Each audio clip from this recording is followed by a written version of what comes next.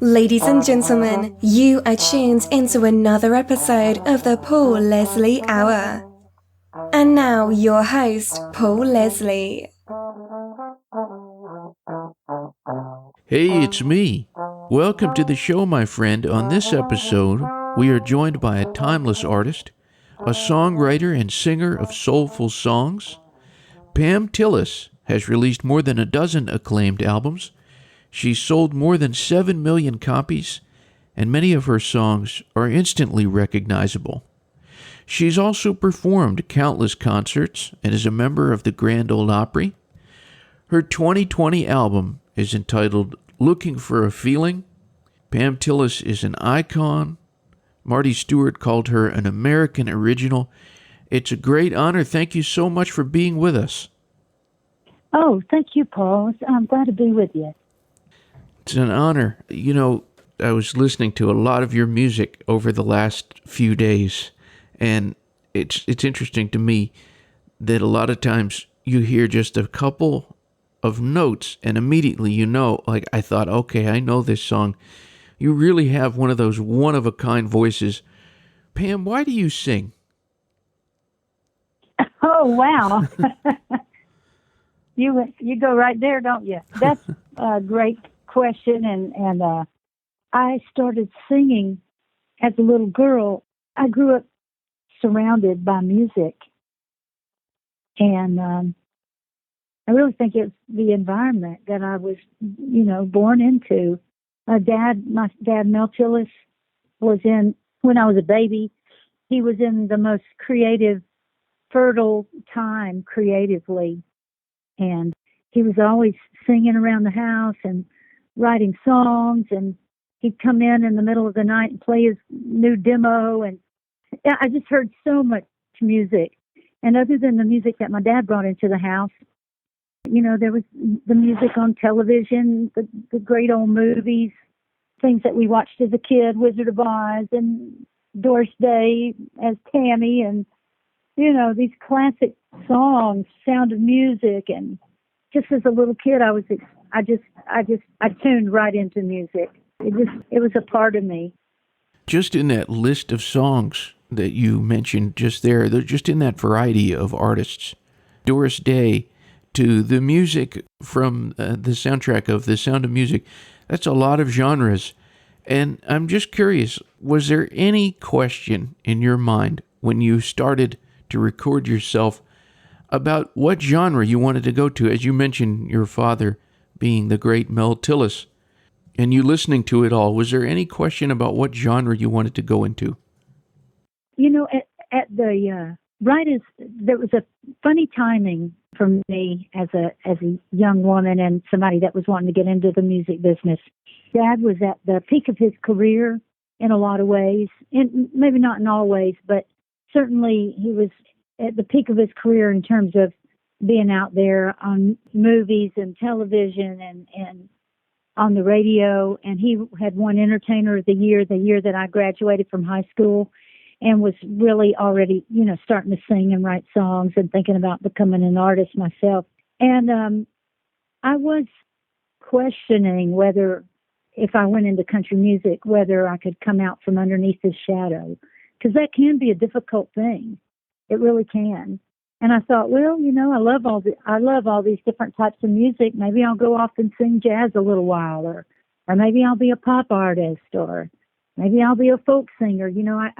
I kind of went through a period of time for several years where I tried on a lot of different hats. I wrote a lot of different types of songs, and I was in different types of bands, and I really just kind of took my time figuring out who I was before I decided that, for better or for worse, I was going to be, I was going to make my stand as a country artist. And that's the way it went down. It was a little bit of I took the long way home. Let's put it that way. That title song, the title of this new album, Looking for a Feeling, it almost sounds like something Dusty Springfield would have sung. I mean that as a compliment. So tell us about that song, the title song of this record. Well, we chose it for the title track because it kind of has the title of that song has a double meaning if you think about it as an album title. The album's really eclectic. And so it's like, it kind of talks about, as an album title, it points to the fact that I was in search of I had to go looking for this one, you know. I went through a lot of changes during the making of this album. I lost a daddy, passed away, and my mother got very sick, and it was a challenging time. So the whole time all that was going on, I was trying to be creative and put an album together. So thinking back through all the influences in my life, musical influences, and that was very much, you know, me looking for a feeling, like what was my next album going to feel like, you know. But the song itself is a song I wrote with Waylon Payne, who is also kind of another country music second generation. His mother was Sammy Smith. And we'd never written together before. It's the only song we'd written, but I don't know, it just kind of happened, you know. I just started thinking, okay, I'm really going to throw you in on this one, because talk about different genres. Remember the old Lou Reed song, Walk on the Wild Side? Oh, yeah. You know, I love the way that song, I'd always been fascinated with that song. And, you know, they just kind of describe these characters in the song. And then there's a chorus. And I love that. And I thought, well, I want to write a country version of Walk on the Wild Side. And it is kind of that, you know, and it's about all these characters that are kind of in an unsatisfactory place in their life. You know, something is missing. They're kind of spiritually adrift, and they're looking for that something to fill that void, you know. And sometimes as human beings, they pick the wrong things. But the song is about, we're all human, and that's actually not a bad thing. That's actually how we stumble on the truth, is by trying to find that, you know, what feels right. You know, sometimes it leads us down wrong paths, but sometimes it leads us to what's right. So, but the whole song is just about not judging people. And yeah, it's got a lot of layers. As I'm talking about it, I can guarantee it's got a lot of layers.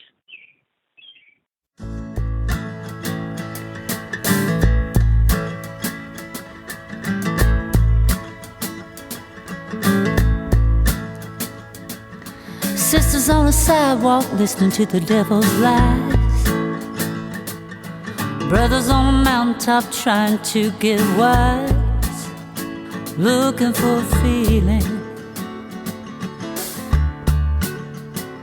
Looking for a feeling.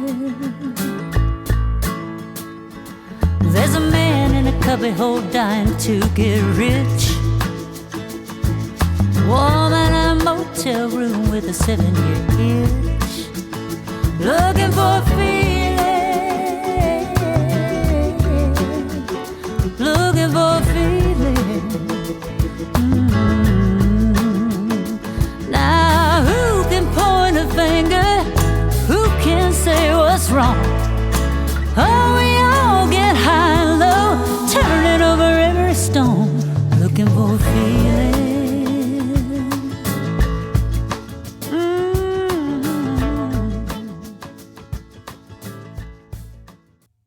How important do you think it is to be in touch with your emotions if you're a songwriter and a singer?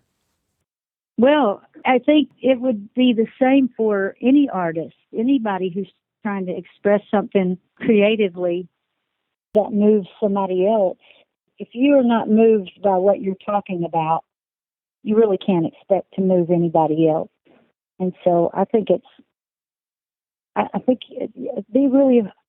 it's really, you know, there's a thing that I have thought about a lot, and it's the fact that it's kind of hard. You almost can't shut down selectively. You know, you can't shut your emotions down selectively. it's hard to shut down some emotions and let the other ones be okay, you know. So as an artist, you kind of got to be in touch with all of them, or what you're trying to do won't be completely expressed. Does that make sense? Yeah, absolutely. Yeah, and that's not easy. That's why a lot of us are kind of crazy, you know, because you do have to be vulnerable and be willing. Like, you know, if you're a shoe salesman, you don't have to go get in touch with your emotions every day on the job. But as a songwriter, that is your job, you know. You sit down with your guitar and you've got to go deep, and that's not always an easy thing. Would you say that there is a songwriter or maybe a couple songwriters that you have learned the most from? Not in particular, but, you know, I would have to go back to I think you take a little bit away from anybody that, you know, I think songwriters are all artists are always analyzing, like, you know, I might listen to a Bruce Springsteen song and go, why is that so awesome? Or I might listen to a Steve Earle song or a song of my dad's, and I might, you know, and you kind of try to break it down. And sometimes it's indefinable. It's just that extra little something that, you know, songwriting geniuses have. But you try to break it down and take away something that you can use in your own little toolbox. There's a very interesting song that you cover on this album, Dark Turn of Mind. Do you know in an instant when you hear a song that that's something you would like to record or perform? You know, I can't remember if that just went in my. Let me go back and say sometimes you do. This album, I just had a whole bunch of songs on the table, and then they just kind of, the ones that were supposed to be in the album just gradually made their way to the top, you know. It just kind of was a process of elimination, but I loved the song immediately. And what really intrigued me was the idea of taking it someplace differently musically. And so she recorded that in waltz. This is really old-fashioned way to put it, in waltz time, as in 3/4 time. And for people that know about music, it's just a totally different beat than what I did with it. And I made it an old, kind of inspired by, you know, my dad was a shuffle master. He was known for some really great honky-tonk shuffles, and I wanted to do something like that, and I could hear the song going that way. So we kind of changed the feel of it up, and it was fun to do that. It doesn't always work, but in this case, I think it did, and that's a great Gillian Welch, Dave Rollins song. The way the album closes, the song Burning Star, I saw that you, one of the co-writers on it is your brother. Yes, we've written, through the years, we've written quite a bit together, and he's really talented. He's just talented all the way around, but he's a really great songwriter. Is it easier to write with someone that's your brother? You know, in some ways it really is, because we share a lot of the same sensibilities, you know, what we've been exposed to, what we grew up listening to, and our sense of humor and the way we a lot of the same influences. So we tend to agree more than we disagree. Well, I thought we would play an excerpt of that song. This is Burning Star from the Pam Tillis album, Looking for a Feeling.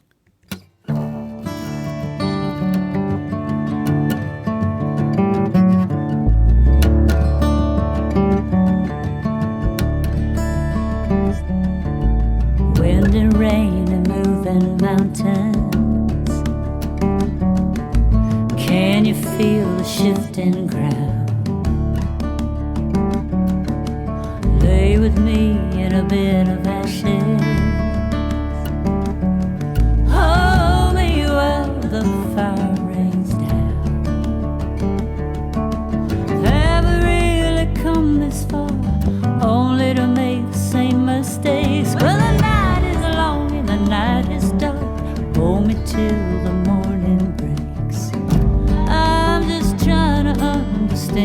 this walk I'm a-walking.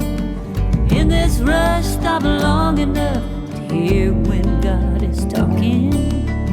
Hard to figure why things are the way they are. All that I know is we're living on a pebble by a burning star.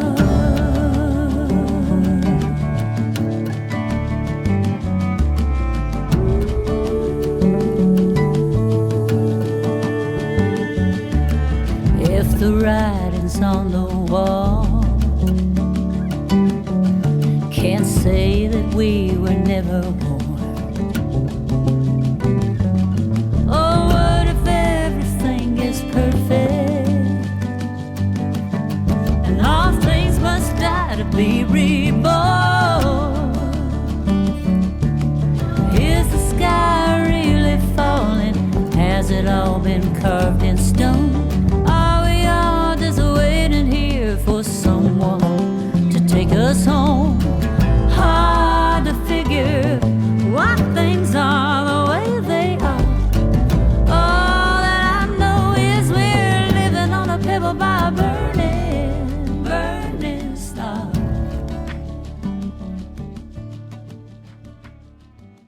It was kind of interesting. The other day, I was looking through my vinyl collection, and I saw your name. It popped out. I didn't know that you had sung as a backup vocalist on the album Last Mango in Paris, the Jimmy Buffett album. And I'm wondering about those experiences that you have had working as a session artist. Would you say that that has helped you in making your own records, or how did that kind of inform you? Well, I was a studio singer for a long time. Gosh, about 10, 11 years before I got my own deal going as an artist. You know, so I had a lot of experience in the studio. I felt really at home. And you have to have really good chops when you're singing as a session singer, because you have to be fast and you have to learn fast. And so I came in with that skill set, and I had already for 10 years been working with so many of the top 18 sessions that I later, the 18 session guys that I later on started working on my records with.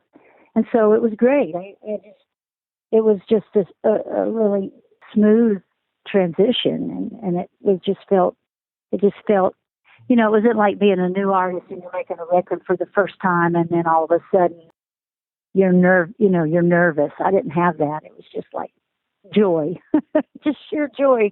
And it's like walk on the floor of the recording session for your first record, and it's like there's all your old friends, you know, so it was cool. In addition to the songs that you recorded yourself, there have been other artists who have done Pam Tillis compositions. Who would you say has done the best job at interpreting something that you co-wrote or wrote? Well, there's been a couple of cuts that I really liked. I wrote a song called Going to Work that Martina McBride covered, and she did a great job of it. And Daddy actually recorded one of my songs called Some Mistakes. And of course, I just loved hearing my dad sing one of my songs. That was pretty darn cool. Those are probably my top favorites. I should note here, I had the opportunity at one point to interview Bruce Hornsby, and I asked him about who has done the best job interpreting something that he wrote, and he gave you a mention for your cover of Mandolin Rain. That's, you know, I just recently heard that. I was real happy with that. I was really excited to hear that. When somebody listens to this album looking for a feeling, aside from just the enjoyment of listening to the music, is there something in particular that you're hoping that the listener gets from the experience? You know what somebody takes away from an album, that's a hard thing to. It's also subjective. You never know what somebody's gonna. I mean, I've had people tell me other works of mine have been impact, affected them in all different kinds of ways. And so I think this record's no different. You just never know how it's going to connect. And on this album especially, that's very eclectic, there's kind of like people are gravitating towards different songs, and that'd be really hard. I don't kind of impose my will on the audience like that. I just kind of, put out things that I find that the more personal you create, the more personal space you create from, the more personal it seems to be for the people on the other side of that, the people listening. And so I just hope that they, my honesty and introspection encourages them to have their own, be in touch with their own interior feelings, I guess. I don't know. I'm searching. I just hope, and at the bottom line, you hope listening to something somehow makes somebody feel better. Even if it's a blues song, Mm-hmm. even if it's a sad song, you just want people to get some kind of, I think music is, there's a song on the record called My Kind of Medicine. And I think music is medicine. Well put. Well, what would you say is the best compliment that you've received as an artist? Oh, gosh. I think there's a lot of different moments. One is looking out into the audience and seeing a crowd sing words that you wrote, One day you're in a little bitty office and drinking a bunch of coffee and struggling to find just the right words over your little yellow legal pad. And the next day you're at a big festival and there's, 20,000 people singing back to you what you wrote. And that's an amazing feeling. And I've had some incredible things. Like I've had letters saying, my child is autistic, but when we put your music on, they go crazy. They love it. Or somebody was in a coma and that was the first thing they responded to, or I fell in love to your song. And it's just that kind of feedback is expressed. It comes back at you in myriad ways. And I guess there's no one particular moment that I could put my finger on that means more than another, but it's all incredible to be able to from my heart to be able to connect with other hearts out there. You just mentioned a second ago performing. When you go out on stage, what does that feel like from your perspective? Is there any nerves, or is it something you're completely at ease with? What's it like? Through the years, I have suffered from a certain amount of stage fright, even though I've wanted to, even though I love it. It's a real weird interior conflict, how you can have both of those things be true. You want to do it, but it scares you to death. But mostly I'm over the worst part of that. I still get nervous for certain things, make me more nervous than others.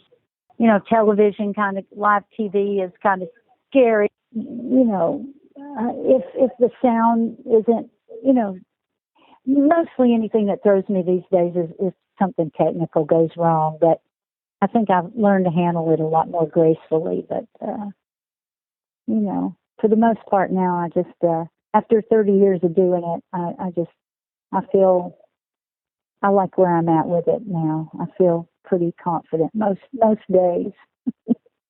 With all the time that we're living in with the isolation, I suppose that your hobby of gardening comes in handy. Yeah. Have you had a lot of time? Well, I haven't the last few years, and this summer I've really come back. I made my big comeback as a gardener. It's so nurturing to me and therapeutic, and I love it. I could do it a lot. I have to sometimes remind myself that, oh yes, I've got to go in and do an interview, or I've got to edit this video, or I've got to, get into the studio. It's I'm a little bit like a kid with that. I just want to be outside all the time. If I could figure out how to do, actually, I'm talking to you on my porch, so I'm getting the best of both worlds right now. I thought that's where you might have been. I can hear every now and then this beautiful sound of it sounds like birds chirping. Oh, yeah. It's really nice out here. And you had the American Rose Society. They named the Pam Tillis Rose. Yeah, there's a rose and there's a daylily, and it's a pretty neat honor. When you think of all of the experiences that you've gotten to have, and just the ability to write songs, record, perform at places like the Grand Ole Opry and other places, what would you say, all in all, is the best thing about being Pam Tillis? Oh, wow. That's a hard thing to put in.